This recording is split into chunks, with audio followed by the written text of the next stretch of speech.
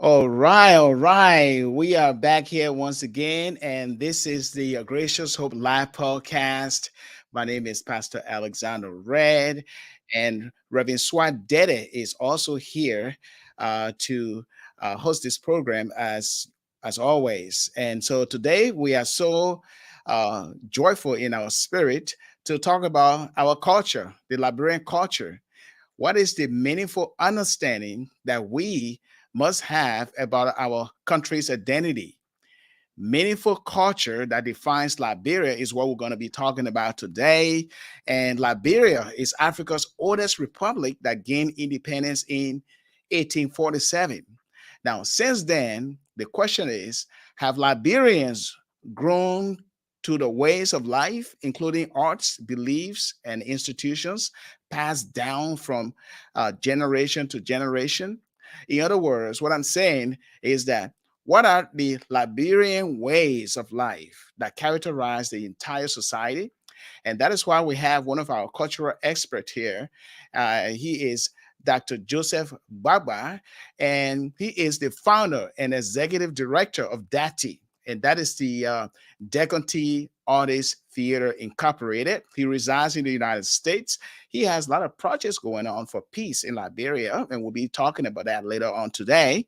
And he is our special guest to discuss meaningful Liberian cultural indicators that define the country's codes of manners, dress, language, religion, and arts and beliefs. And so that's why we'll be talking about. And we'd like to say it is a pleasure to welcome you here once again on this beautiful Saturday.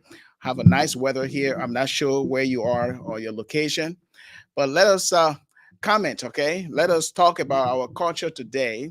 What does Liberian culture mean to you? How do you understand when you say you are a Liberian? What makes you a Liberian? What is the distinguishing mark of a Liberian man and a Ghanaian man, a Nigerian man, a Togolese man, and the list goes on? So then let us look at some of the indicators of our traditional values, our culture as a whole, and our social skills. And Dr. Baba will be able to, give us some meaningful understanding of what it means to be a Liberian and how you can be defined also by your culture or where you were born. That is our country, Liberia. And so it is a pleasure now to bring on Reverend Suah S. Deddeh. Reverend Deddeh, we are here again on another fascinating day to talk about the meaningful understanding of our culture.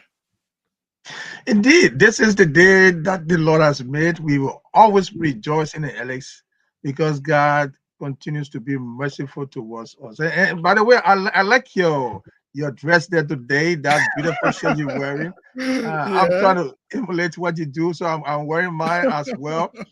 This is our cultural dress as we see it, except we are wrong. But for Liberians, this is what we wear. We call this the country cloth. I hope I got it right. The country cloth, and it is woven and put together by experts for us to wear, and it's our dress code. But again, culture is a way of life by people. Their Yes. style, their mannerism, the way they see themselves. If you look at culture, it's customary beliefs, social forms, and material traits of a social, religious, or social group. So Mhm. these groups will define themselves in certain ways that they should be identified as a people or as a nation state. So when Mhm. you discuss culture, you want to see traits that people can identify with. So if you see a Liberian, you see the dress code or the mannerism or the behavior, you can quickly say this is a Liberian. When I went to a program recently, Alex, with Mhm. different nationalities, and I came across different people. But as soon as I came across a Liberian, he didn't have to tell me he was a Liberian. It was easy. It was glaring. Yes. It was clear. So we are distinct, brother. We are so distinct. But the thing is, our way of dress, the dress code. Today I'm wearing a country cloth. You wearing the same thing.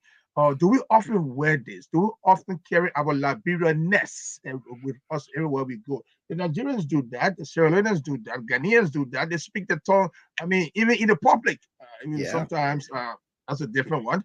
But what are we identified by as Liberians when we appear? What is it? And that's what we're discussing today. And I agree with you. We have somebody who is well versed in the area, Dr. Gbaba, who is going to just help us understand ourselves. That's how I'm going to put it. Help us understand ourselves so that we appreciate ourselves and want to live as ourselves and be ourselves. That's the intent of today's program, Alex. Yeah, and being yourself is the way to show that you're authentic, that you're not pretending, that you're not playing no game. You're Liberian, you speak like a Liberian, you do things like a Liberian, you dress like a Liberian. But we're gonna find out what does it mean to look like a Liberian, how to dress like a Liberian. Indeed. Let we address, Alex. Let we address. But before we do that, we find out that there is a project going on, a reality show going on in Liberia, and this reality show, has spent over 40,000 United States dollars to build an area like an acre where they build a lot of cultural artifacts, and they do most of that shooting there. And I came across this video, but I can't let it go. And I'm going to let you see that first, and then our guest will be coming on.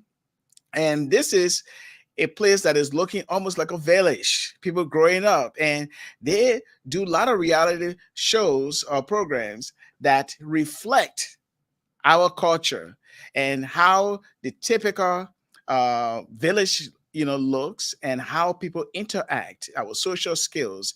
They are all on display. And so I got this on Facebook, and so I decided to add it here to our stream so that you can see it and make your comments and see what it's like, to interact as Liberians and to make meaning of some of our traditional values that define us as one people and one nation. So let me play this now to start off here. Oh, village. Yes. This is great. And what is over there? That is.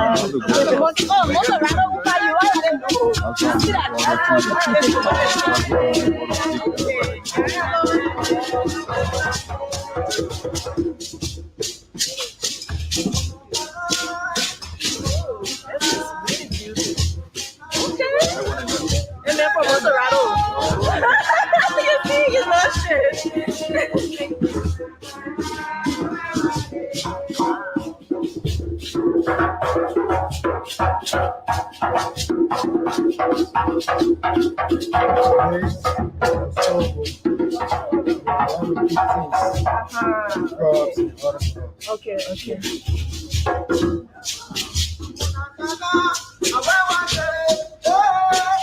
Another one. Okay, another story.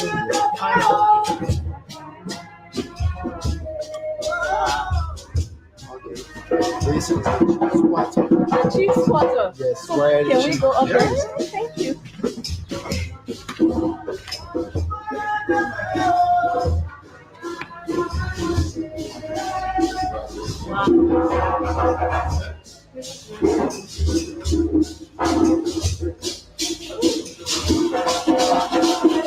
This is where she had meeting with the air control. Okay.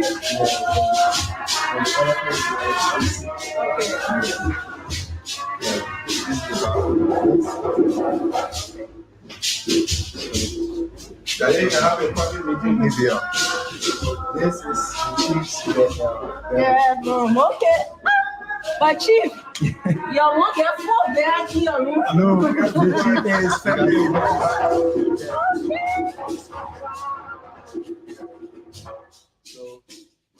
Another room where the chief invited people to come and be. Yeah. So this is Sino in this place. Sino. Yes. So he invited Sino to live in the. But why you invited Sino? Because it is the village rules. To invite another county? Yes, a county to live within the quarter. And you chose Sino? Yes, so I choose Sino. Okay. Because of the relationship. The relationship you guys have. Yes. Okay. So this is where you can stand to the total view of the village. Oh, village. Yes. This is great. And what is over there? That is. We will get there. Okay. We will get there. So this side. Okay.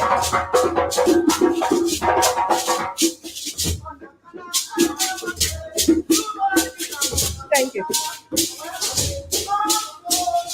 Oh, the king's guard.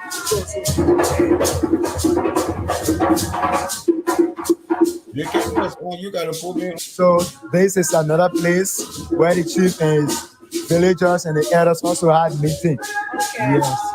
The chief sits there and then discuss with his elders and the entire village.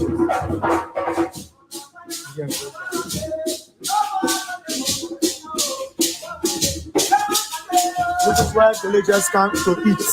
Right here. Villagers, all of them, Yes. except All of them come here to eat. Okay. Yes. Out there is also where the chief sits to eat. To eat. Okay. Yeah. And this is the kitchen where all of the foods I are prepared. Prepare all the masajama, palm butter, everything right here. Yes. Okay. Yes. That's good. And I see you have good running water. Yes. So we are moving. Okay. For the cooking. Yeah. Okay, over there. Right here. Yeah. Oh. This is where the chief rests when he needs some fresh air. He comes here with his family, he sits and takes some rest. Okay, I see the little bench over there. Yeah, so let me show you guys. Okay. Right here. So now he's here and then they ride him. This is life. You are enjoying life here. We are enjoying life. Yeah, you guys are enjoying life. Thanks to the great rock for preparing this place for us. So this is a yes. This is a garden that was made by a girl from Lufa by the name of Ubo. Okay. And also the chief. The chief planted the cassava. And also the pumpkin. I planted the pumpkin. Okay. Pumpkin there so that it can grow. Yeah, so that we can eat them too. Yeah. Okay, all right. Yeah, so wow. I'm loving this. Thank you. So right here is where we rinse our skin before getting into the creek, because some people rise out in the sand and then they get sand on their body, so you rinse your body here before getting to the creek. Okay. So this is Osa bathroom, which have a four separate rooms. Yes. Four separate rooms. It's an Osa bathroom. Okay. So down here is the creek. The creek, okay. This so is you have the to creek. clean up from here first? Yes, before getting to the creek. Okay. Yes. And if you get there, you already like it. It's Okay. very Water can come from the wall. Yeah. Water comes from the wall? Yeah, we have water coming from the wall, waterfall. Yes. Wow. And if you take a look, you see a bridge over the creek. Yeah. That is where the strong men of the village go for competition. It's a monkey bridge. No. What are you talking? What are you talking? Example, just show example. Yeah. So you see, yeah, that's it. Wow. That's it. And then up there, you see people passing up there too. Yeah. Oh my God. Only strong men go The there. person that goes most often wins. Yeah. Uh-huh. Yes. Okay, without like getting tired or falling into the water. Yes. The chief can also go there too. Oh, okay. The You must chief, have done yeah, a lot yeah, to win yeah, this particular title. Yes. Thank you. So why?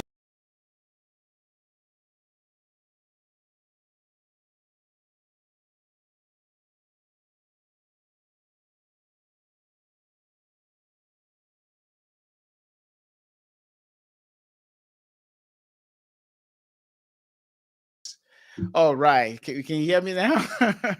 I'm not sure what's going on. Our guest is also having some technical difficulties in the back as well. And I'm not sure, he's not appearing on the screen. He's in the studio, but he's not appearing on the screen for some technical reason. But I'm not sure whether his audio is going to work. Dr. Gbaba, can you hear me? Yes, so he can hear you. Okay, you can hear me, but his video is not on. Okay, the audio is very clear. It's perfect. Yeah, audio I'm is not sure clear. why his picture, his screen is not showing. I'm not sure, but anyway, we like to say welcome to the Gracious Hope live broadcast, and we just display some of the cultural practices or reflection of our culture or traditional norms um, in that village. It looks like a village, and they pay over what $40,000 just to construct that settings so that they can do the reality program. Reverend Deddeh, that is very, very, very, very uh, good work that they Indeed, are doing. indeed, indeed. It reminds me of the Besau Cultural Village and the Kenija Village because I went there when I worked with the Ministry of Information in the 80s before the war came, and it was a unique place to be. Whenever I went to Besau Cultural Village or Kenija, my mind kind of marvel at the kind of rich cultural heritage we have. I would say have we still have it. Our people, our people are still some. Uh, Go ahead, go our ahead. yeah, our people are still living that cultural heritage in the villages and the towns, except for us who have left the town and are in different places. Are we still living those culture? Are we still doing They that? can hear That's the you whole now. thing. So that is a good remaking of our cultural heritage that they did. And I learned that it was the J.J. Rouse Foundation that really built that place up. The J.J. Rouse Foundation. Yeah, yeah, and people need to contribute, to make it, bigger, so that the young people that are coming up, those who have interest in tourism, arts, and culture, can take advantage in sharpening their skills. All Indeed. right, Dr. Joseph Gbaba, he is the executive director and founder of DATI, that is the Decanty Artists Theater Incorporated. And he has been working on some meaningful projects, cultural projects for peace in our country.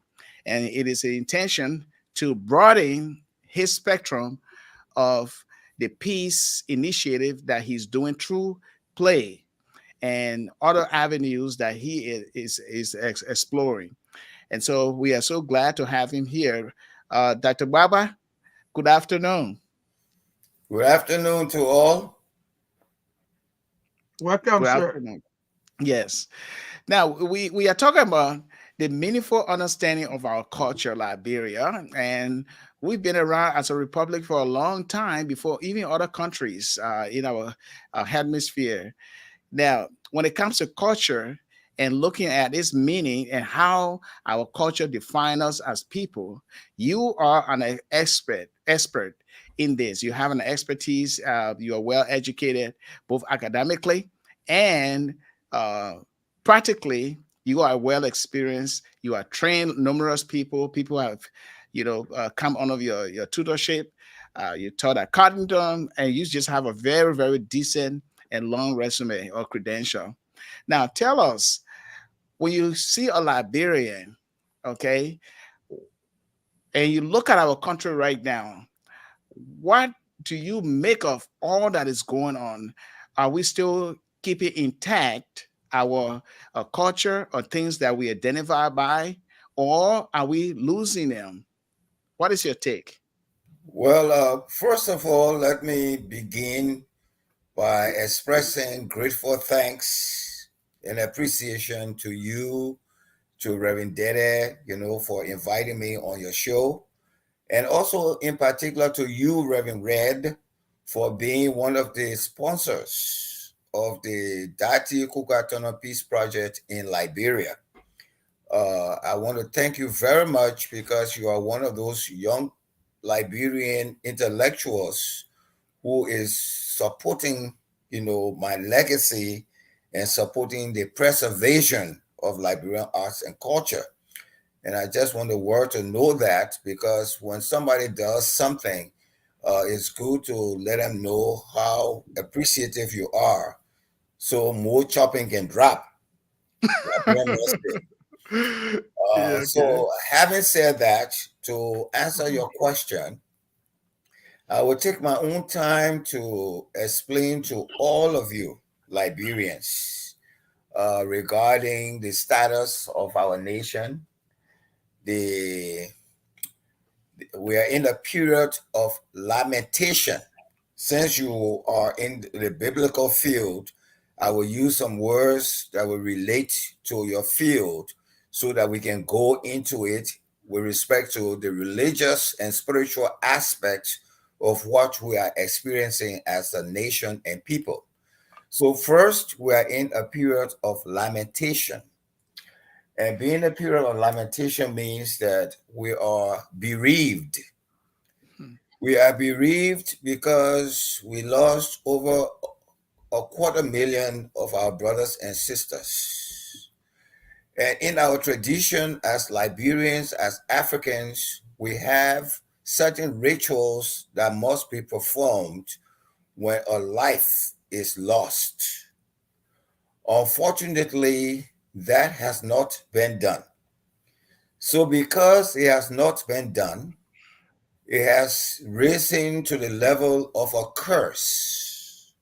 And that's another word that I want you to take note of, as I speak to all of you from mine, in my element as a cultural expert and Bagwian from the eastern region of Liberia. So one, lamentation; two, curse. When a people are cursed, no matter who you bring, you can bring a Rockefeller, you can bring Joe Biden, you can bring all the richest people in the world, you can bring Ellen Johnson Sirleaf. They will never succeed in whatever they endeavor to do because the land has been cursed. How do you go from being cursed to being forgiven by the Lord? That's the next question that all Liberians should be thinking about.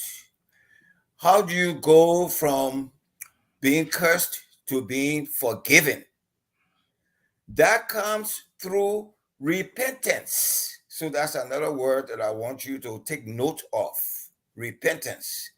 We talk about lamentation, we talk about curse, we talk about repentance.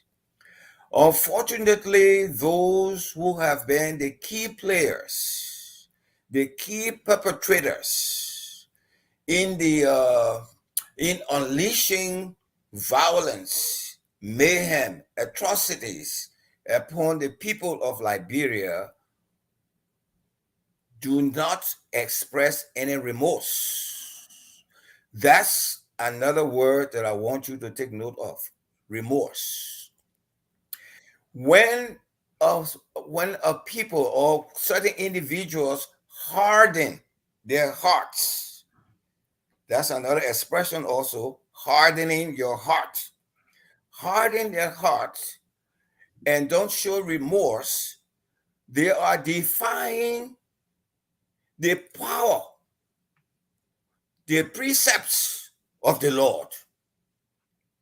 When a people openly defy the precepts of the Lord punishes those He chastises those that he loves. Liberia is a beloved child of the Lord. Liberia is the land of the free. It supposedly should be the land of the free, but it's the land of the dead now because of all of these circumstances that I've just described to you in a nutshell. So this is where we are. Now, you see this, the confusion. Anybody that gets there does nothing. They just roam around the place. They steal. They do all those things. Those are things that people that are cursed do because they don't observe the precepts of the Lord. They steal. Stealing is a culture. That's not the culture of Liberia. That's not our culture. Killing is a culture. Those who kill most get bigger jobs in Liberia. And you expect the country to go anywhere, it's not going to go anywhere. You will go in circles until when we, the elders, those who know the traditions of that country, come on the ground and will make certain sacrifices before the altar of the Lord to request for his forgiveness before that country can go anywhere. Other than that, it's just zero. Let me just stop there now so that at least you can, assimilate what I just said and you can ask questions or whatever. Okay. Reverend Deddeh?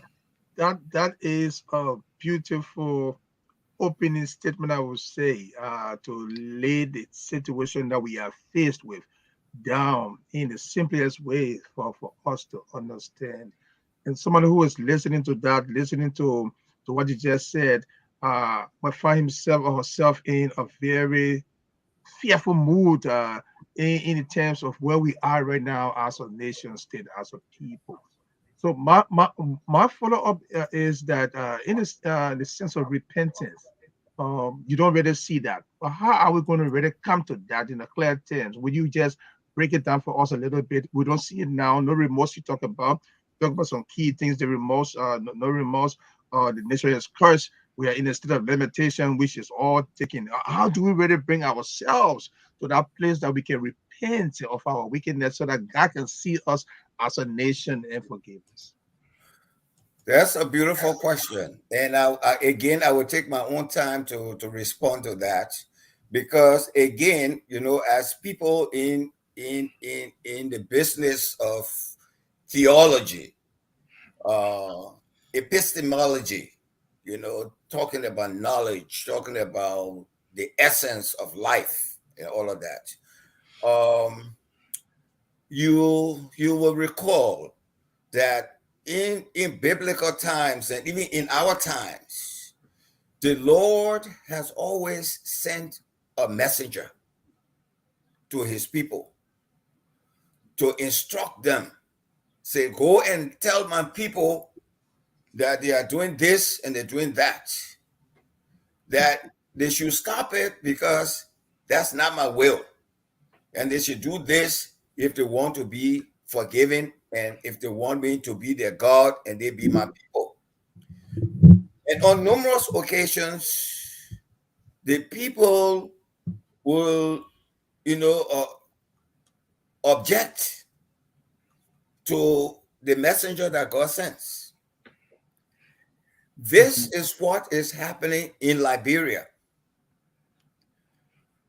What is happening in Liberia is that all those who get into power, whether it's Charles Taylor, whether it's Ellen Johnson Sirleaf, whether it's George Weah, they don't want to hear Joe Gbaba speak.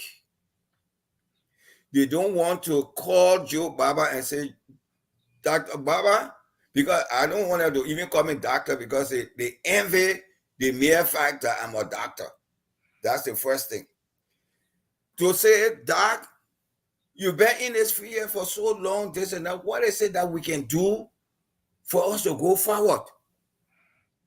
They don't want to do that. Even the Alice comics and all, nobody has picked up phone to call me to ask me what is it that we can do to help our country go forward.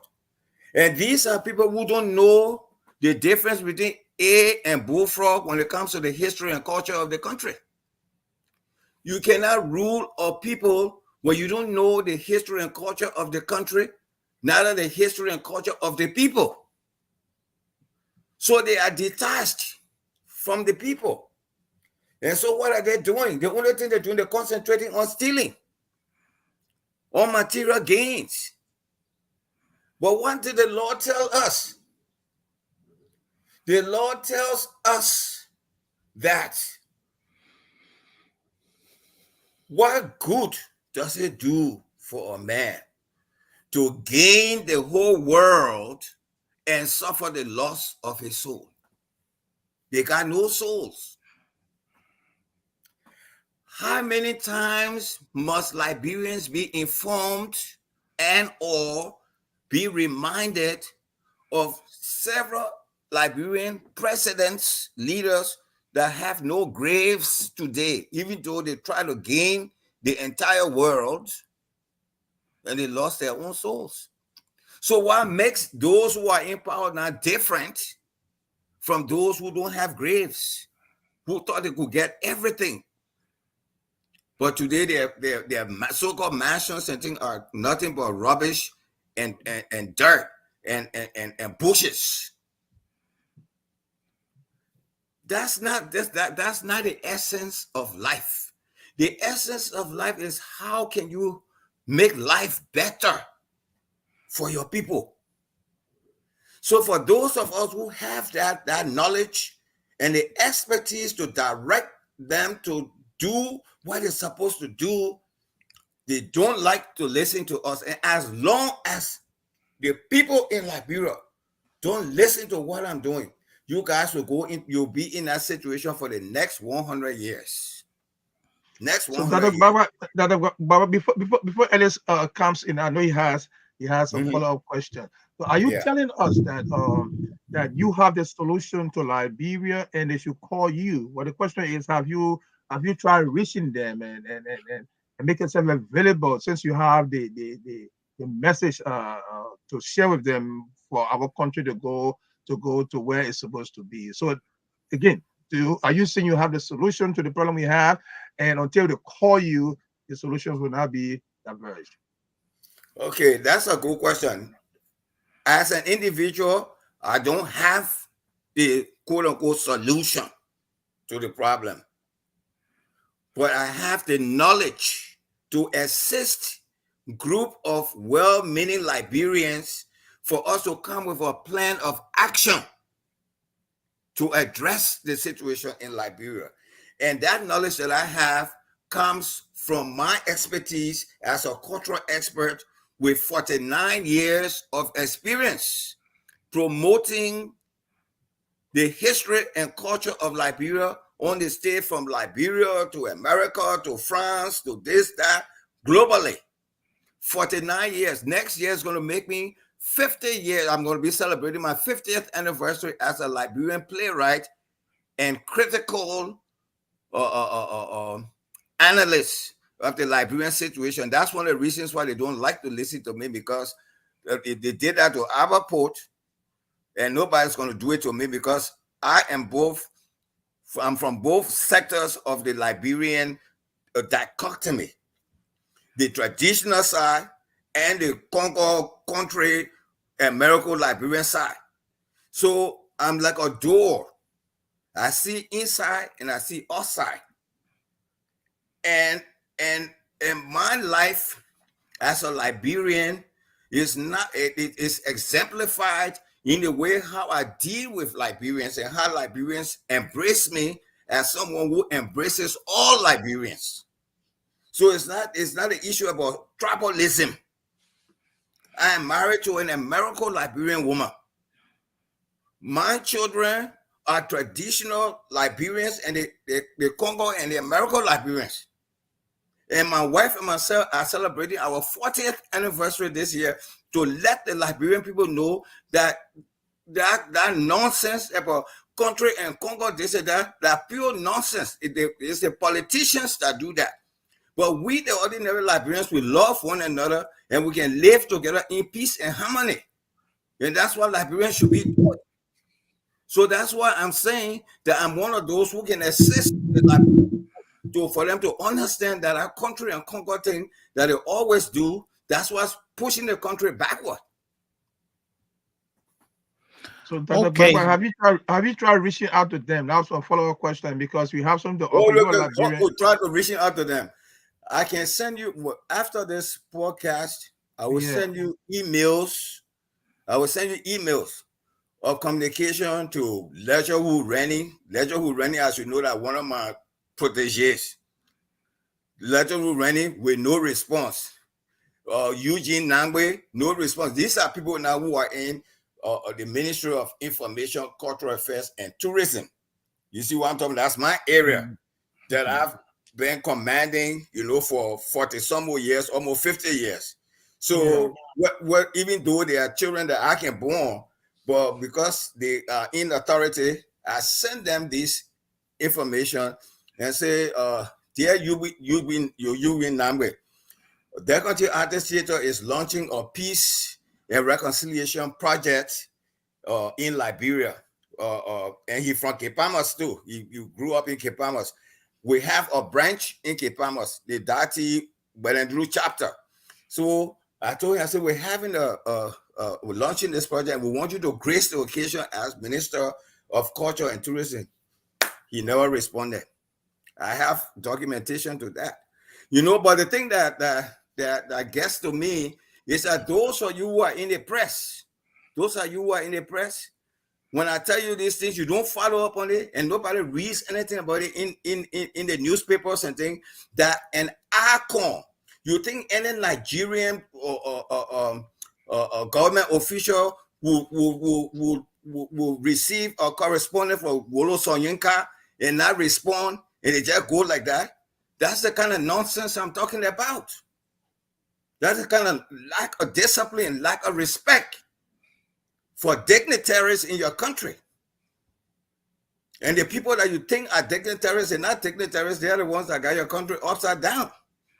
So it's not that I have not reached out to them. I reached out to UB Nambe, no response. And last year, we had the first, cultural festival in Kepamas, Maryland, with all the traditional elders coming from Belendru, they call it Old Town, all of that, the Grebo War dancers, this, that, blah, blah, the students marching in the streets and all of that of Kepamas. He invited a Ledger Who Rennie. He never responded. So it's not that I'm not reaching out to them. I reach out to them. But if they don't respond, there's nothing I can do about it, even though Ledger, who was the public relations officer for the Country Artist Theater during the wartime, when he was working with us and we were public relations officer, this is somebody that I sent invitation to and did not even respond at all. So it's not that Dr. Gbagba, Eugene Nangwe and Ledger, who I just want to ask, but the follow-up begin. The political leaders you mentioned comments because we're trying to make sure our discussion is pointed in a direction where we pinpoint our cultural issues and where we are, how we promote it. So I'm thinking, you mentioned his name. Have you also reached out to him and the political leaders in terms of the message you have and the expertise you have that is available for our country? I know you're available. I have no doubt about that. But sometimes we need to reach out to each other. That is my constant follow-up. Have you reached out to comments? You mentioned his name, the president, and other political leaders who can really make a meaningful contribution to what you really want to do with that. Oh, that again is another one. I really appreciate it. Thank you for that. When it comes to Alexander Cummings, okay, now. Okay, I can understand George Weah is a footballer. He didn't reach there, this and that. But Alexander Cummings now was somebody that when he came on the scene, I said, oh, well, this is a young man that, is educated. He got experience.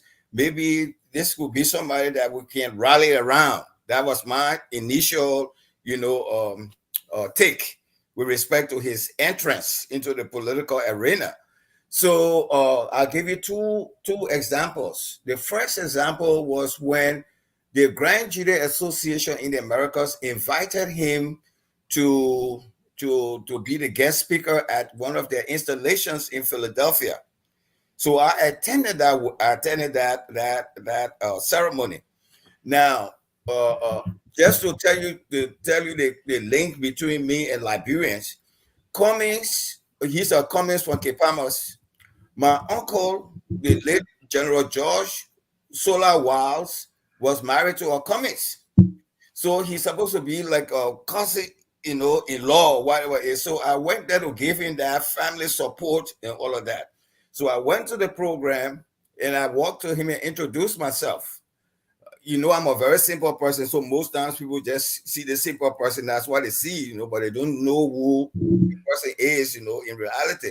But I introduced myself and I told him, I said, we're supposed to be, distant relatives or whatever it is, but I like what you are doing. And anytime, if you need any support, please call on me. And can I have your number? And he gave me his Georgia number. After that event, I called him several times, no answer. Left messages, no answer. That was the end of that one. Then the second time around was when he and Honorable Koluba went to Sando County for some kind of a nationwide tour.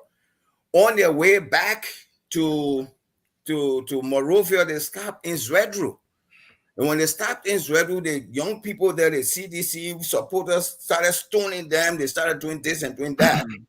And as you know, and or if Liberians don't know, I can tell them that Zwedru was established by my great-great-grandfather, Yadi Ban.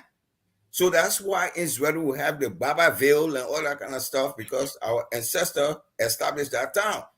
And that Zwedru is the capital city of the Crown ethnic group of Liberia. And so anything that happens there, they will say Crown people did this, they did that, blah, blah, blah. So one morning when I woke up, I heard all this noise and the people were stoning, comments, them and all of that, this and that. And nobody wanted to talk. So I got up and made a statement. I said, this is wrong. He's a political leader of the country. And any Liberian can travel anywhere in Liberia and should not be harassed and stoned because they differ with you, politically or psychologically or philosophically, So I made that, but I didn't stop there, because we have a peace project in Liberia. I instructed the DATI Druba chapter to reach out to Honorable Koluba and Cummings to let them know that we wanted to have an audience with them for us to empathize with them for what happened, because it was wrong. They granted us the audience, and I instructed the young people. We purchased a sheep, or a blemished sheep, white sheep, that we took to Cummings and Koluba, because the second thing was that, Cummings is supposed to be from Maryland. And from Maryland, the people in Maryland, the Gbaba people, the Crown people, the Crew, the Bassa people, we are the Kwa people, we are brothers and sisters, children. So so it's an abomination traditionally for anybody to stone any Gbaba man, Crew man, Bassa man in a Crown or setting. You cannot do that traditionally. If that happens, then you gotta make a sacrifice. So that's why I sent the children with the sheep to Yeka Koluba and Cummings. And I take the sheep to them and let them know that that's not the way of the Crown people. We don't stone strangers. We embrace our strangers and all of that. So you're never mind for what happened. And when he got up to speak, now I must tell you that I wasn't impressed with his behavior, because he was kind of a little pompous. He got up to speak. He didn't really address me as he should have done. And then in his statement, he said, well, we'll make a donation. that donation, if then 2 years, going 3 years, it has not been made. Now, when you do that kind of stuff to somebody who is cultural, who is traditional, our word is our bond. And I hold that against him. And when the time comes, during the appropriate time comes, I will let him know before the entire nation that also was an abomination to say something and not do it as a leader. Okay. Now, if you are just joining us, this is the Gracious Hope Live podcast, and this program's platform is to promote and preserve our heritage. And today we are looking at our culture, some of the issues within our culture, and how our culture has been growing over the years since Liberia gained its independence in 1847. And our special guest here is Dr. Joseph Gbaba, a cultural expert, and he's also the executive director and founder of DATI, the Decanty Artist Theater Incorporated. And excuse me, Alex. Alex, just 1 second. Deddeh, just to add one piece to the thing with Yeke and comics. Yeke, on the other hand, is the crown people bida. In our tradition, marriage is sacred. Yeke is married to a crown woman. They got children. So there's no reason why any crown person should stone our bida when it comes to when it comes to visit their in-laws. So that was one of the reasons why we had to slaughter a sheep, to clear that, because we don't do that traditionally. You can go ahead. It's a Yeke Koluba you're talking about, Yeke Koluba? Yeah, the representative, the Honorable Yeke Koluba. Okay. Yeah, he's married to a crown woman. They got children. So that the crown people be that. When he comes, he's welcome to Grand Deddeh anytime. And when he comes there, he must receive full cooperation and respect and hospitality. He's not supposed to be stoned. Okay, Alex. Okay, and we'll be taking a break here, and we'll be right back. But please don't forget to share our link. Okay, share with your friends, and so that they can be a part of this program. We are here every Saturday, 3 p.m. Central Time, 4 p.m. Eastern Time, and 8 p.m. GMT. That is a Liberian time, and we talk about cultural issues, and we talk about faith. We talk about things that are contemporary, affecting our livelihood. And as we take this break, we'll be right back. Don't go away. Please be with us. We'll be right back.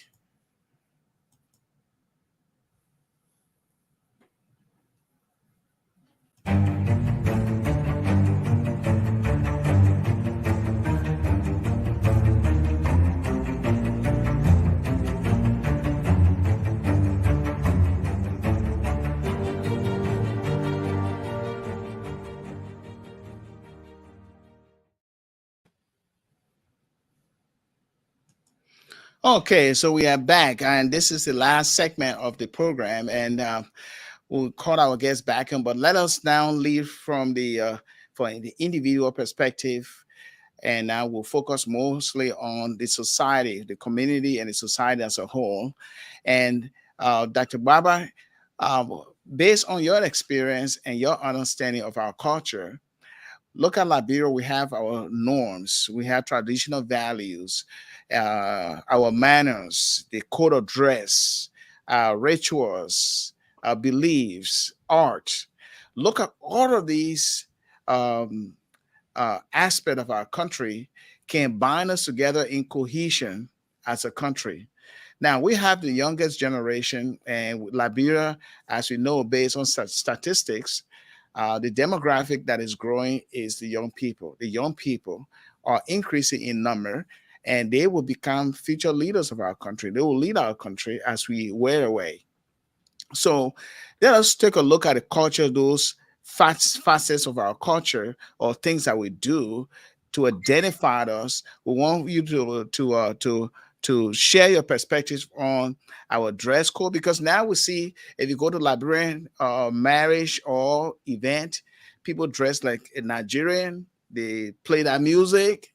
The church as a whole, they play gun, and I don't have nothing is wrong with that in a sense, but what makes you a Liberian if you neglect some of those things like our mannerisms or our music, our art, and our beliefs and our ancestors' understanding of what it means to have a community that is in unity and ultimately lead to society harmony. What is your take so far, looking at the generation today? Okay. Again, I will take you back to your field. I will take you back to your field. God does not like rebels. He does not like those who kick against the prick.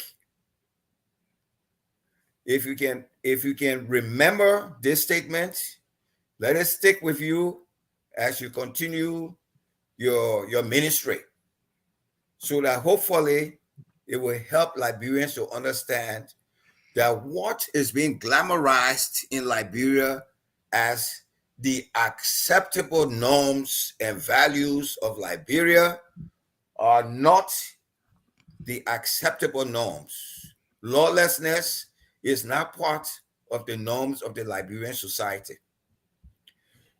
From the beginning of the establishment of the modern Republic of Liberia, it's always been based on laws, rule of law. The rule of law helps us to practice the precepts of our ancestors, our cultural values, and all of that.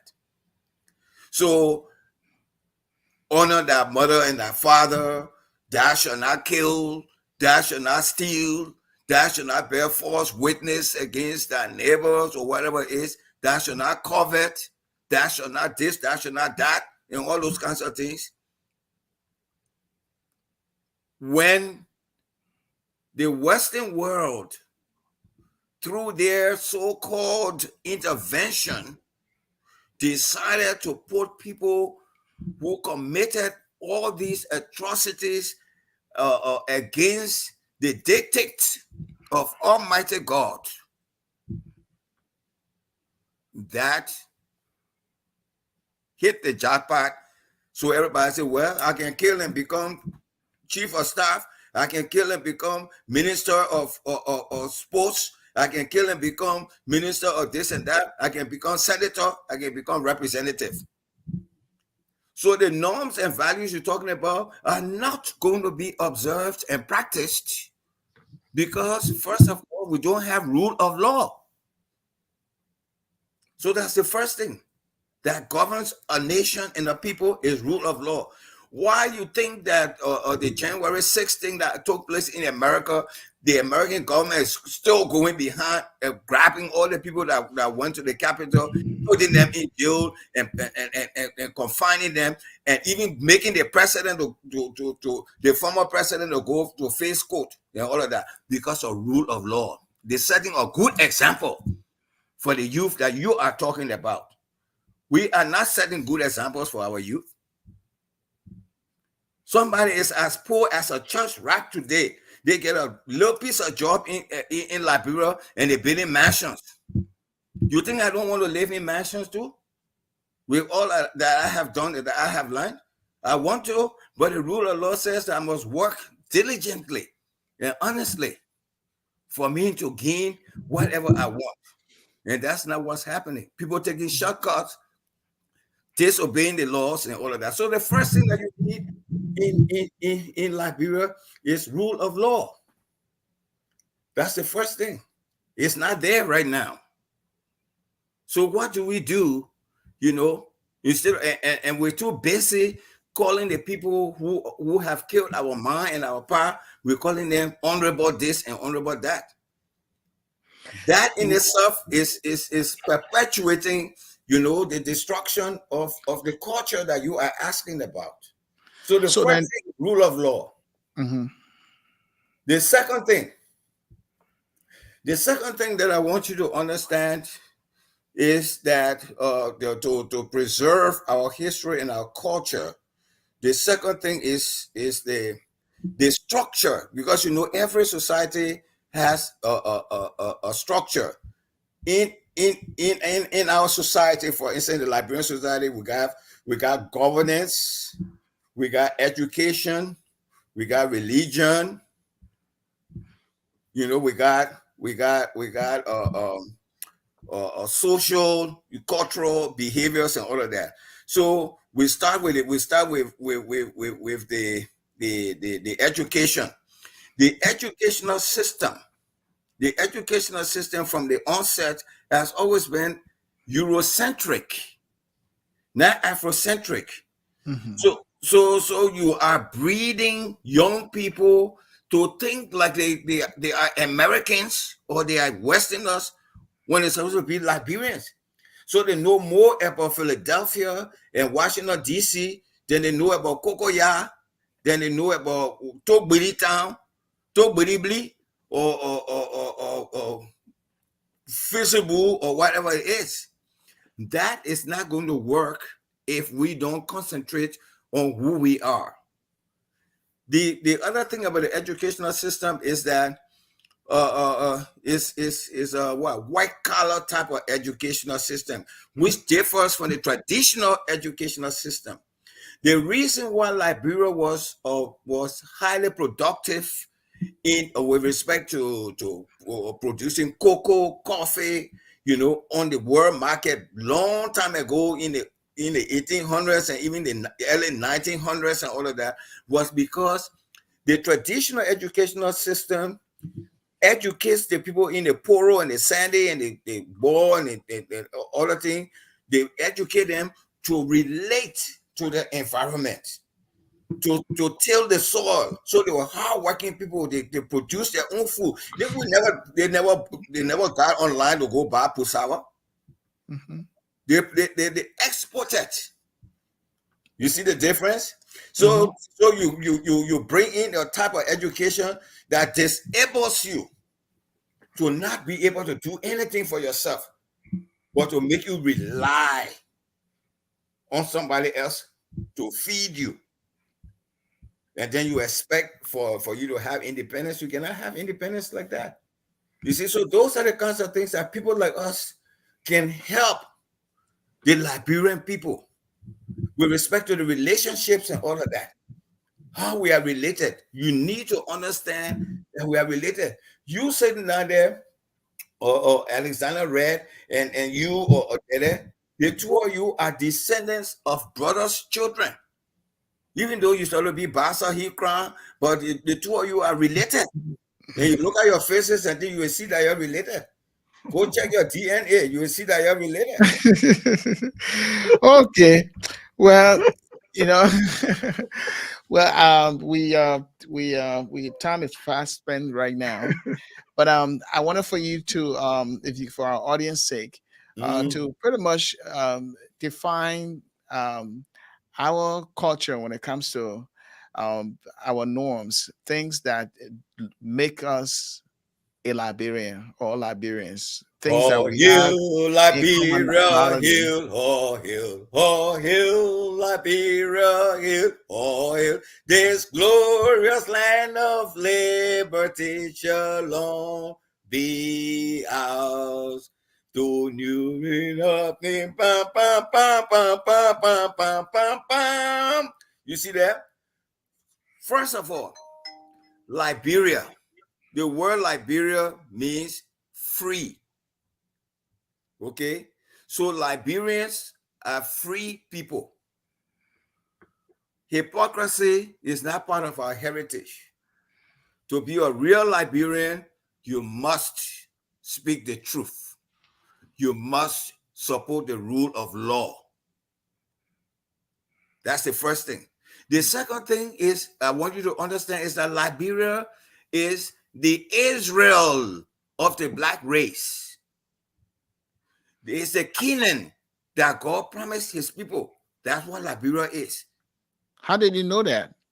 Or how I can you know back that that up? I know that there are examples that I can give you to say that Liberia is the Canaan of the free of all free blacks. One, when the Europeans, when they had their conference, the Berlin conference and all of that, and they decided to split Africa into different groups and all of that, when they tried to touch God's anointed land and all of that, God told them not to touch that piece of land. They came all the way right there to Ivory Coast. They came to Guinea. They went to Sierra Leone and all of that, and left that piece of land free. Free. And then he sent his people back from slavery, sent them back to Africa. They went to Sierra Leone. It didn't work until they reached the land that God had promised them. And based upon his blessings, Liberia became the first independent African nation next to Haiti. That in itself should let Liberia, and then the founding fathers of Liberia proclaimed that Liberia will be the land of all free Negroes, all free blacks. So I want to let those who think that they're more Liberians than the people that come from Ghana or Nigeria or Sierra Leone to live in Liberia, that piece of land, it belongs to all free black people. That's what Liberia is. Okay, well, we'd like to, thank you so much for sharing with us the knowledge of our country, its culture, its people, and some of the behavioral trends or issues that you have expressed. I believe that our audience will take them and make sense out of them, and also find a way or pave a way so that we can unite as people of one commonality, and that is true love for our country, which is patriotism. Any final word before we depart?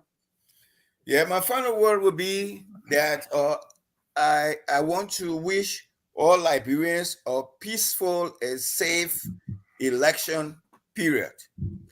And also that they should, not vote because of tribalism, ethnic connections, but they must vote because of the platforms that the candidates will present to them. And in those platforms, they should examine what is there for them with respect to health, transportation, education, job creations and all those kinds of things. And also that the only way we can go forward is for us to promote the rule of law. Great. Thank you so much. It was a pleasure having you as our special guest, Dr. Gbaba, and we look forward again in the future to expand more on this conversation regarding our culture. Thank you. Thank you so much. I really do appreciate you too, gentlemen. You did well, and I appreciate the invitation as well. Thank you, sir. Thank you as well. Well, if you just coming in, we're about to depart. But we'll be back here next Saturday, the same time, 3 p.m. Central Time, 4 p.m. Eastern Time, and 8 p.m. Liberian Time, we'll call GMT. And Reverend Suah Deddeh, and I will be back here. But don't forget, tomorrow is Sunday, and we'll be bringing our sermons tomorrow. Reverend Deddeh comes on at 5 p.m. Eastern Time, and I'll be here at 3 p.m. Pacific Time. Until then, share our link with your friends, your families, and your relatives so that they can be a part of this program. Until then, we'll see next Saturday.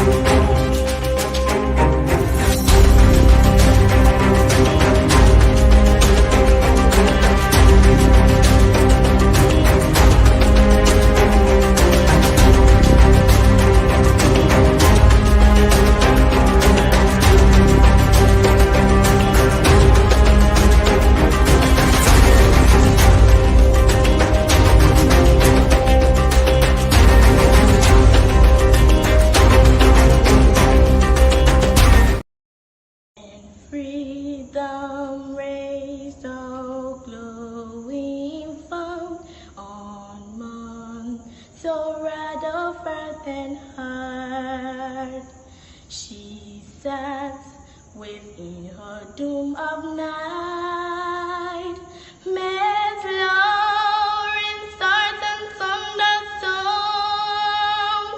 the stars of liberty, and ceasing from the waking moon, it burned as you had golden flame.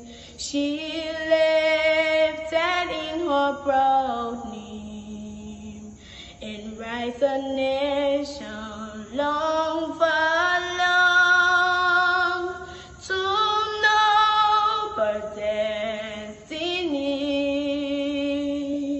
The lone star forever, the lone star forever, oh long may it float over land, over sea, descend and no never uphold it forever.